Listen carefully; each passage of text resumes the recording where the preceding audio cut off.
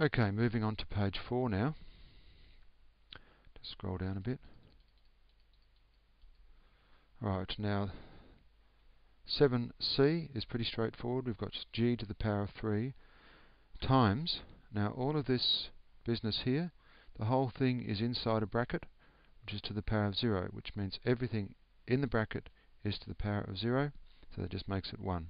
So we've just really just got g to the power of 3 times 1, which is g to the power of 3. Now this other big nasty here is just it's involved some careful unpacking. So I'll explain what I've done here. Up the top of the fraction we've got w squared times w cubed, which gives us w to the power of 2 plus 3. And we've got y to the power of 7 sitting there. Underneath the fraction bar, the vernaculum, underneath the fraction bar we've got w to the power of 4, and we've got y squared times y to the power of 4, which gives us y to the power of 2 plus 4. Now if we just do the little add-ups, we get y to the power of 5 times y to the power of 7. Sorry, w to the power of 5 times y to the power of 7, and w to the power of 4 times y to the power of 6. Alright, now if we do the cancellation, because we've got a division here, w to the power of 5 divided by w to the power of 4, we get 5 minus 4, which is w to the power of 1. And y to the power of 7 divided by y to the power of 6 gives us y to the power of 7 minus 6. Okay, which then, if we do that, do those subtractions, we get w to the power of 1, y to the power of 1, which can be written just as wy. Sorry if I've got my w's and my y's mixed up there, but you can see it all written out there, and hopefully that was clear enough. Okay, 7e. Right, now again, this second one here is everything is inside the brackets to the power of 0, so we just get 1.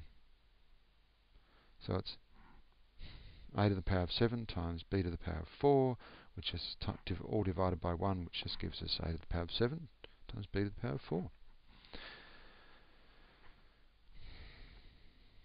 Okay, now this one here, again, we've got everything in here is in the brackets, and the bracket is to the power of 0, so everything in here is to the power of 0, which means it just equals 1. So then we've got 1 divided by 5 times e to the power of 3. I've just expanded it out a bit here so that we can see what it is. So then we've got y divided by 5, which is just the same as 1/5, times e to the power of 3, which is the same as saying e to the power of 3 divided by 5.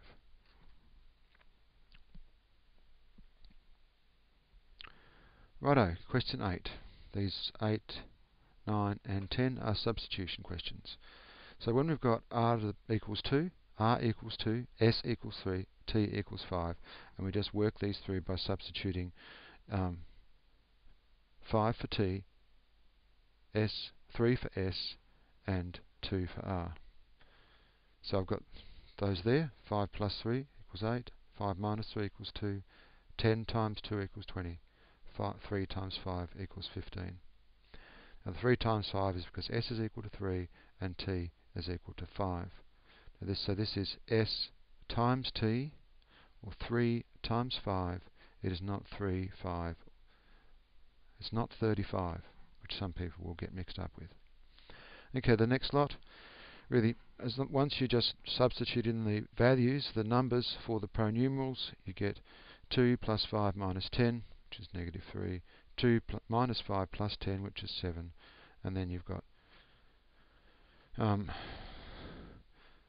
2 times 2, 3 times 5 altogether is 19, and 2 times 10 plus 2 is 22. And there you go for the finding the values when m equals 3, n equals 4, L equals 2.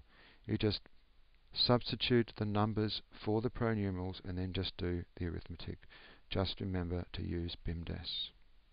I'm going to go over the page, I think, because I'm going to have time, and pick up the next page, page 5. Again, straightforward, provided you are careful and methodical, and you read the question and you do the work carefully.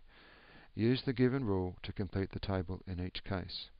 Well, the given rule tells you that you find the bottom number, the y number, by taking the top number and subtracting 2 from it. So 8 subtract 2 is 6. 9, when the top number is 9, it's 9 take 2, which is 7. When the top number is 128, you take 2 to get 126, etc. You get 33 take 2 is 31, 2 take 2 is 0. Now the next rule is the other way around. You start with 18 and you take the top number away from 18. So 18 take 6. 18 take 6, that should be 12 people, sorry. Just fix it up. 18 take 6 is 12. 18 take 24 is negative 6. 58.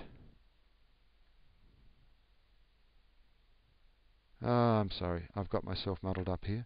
Just go back. 18 take 6 gets us to 12, correct. 18 takes 24 is negative 6. 18 take 58 is negative 40. 18 take 33 is negative 15. 18 take 2 is 16. And here's a two-step rule. We have to multiply the top number. T is the top number, T is the in number, and then we have to subtract 9. So 15 times 4 is 60, subtract 9 is 51. 15 times 10 is 150, then subtract 9 is 141. 15 times 20 is 300, subtract 9 is 291. 15 times 5 is 70, 75. Take 9 is 66. 15 times 400 is 6,000. 6,000 take 9 is 5,991. Okay, I'll stop there.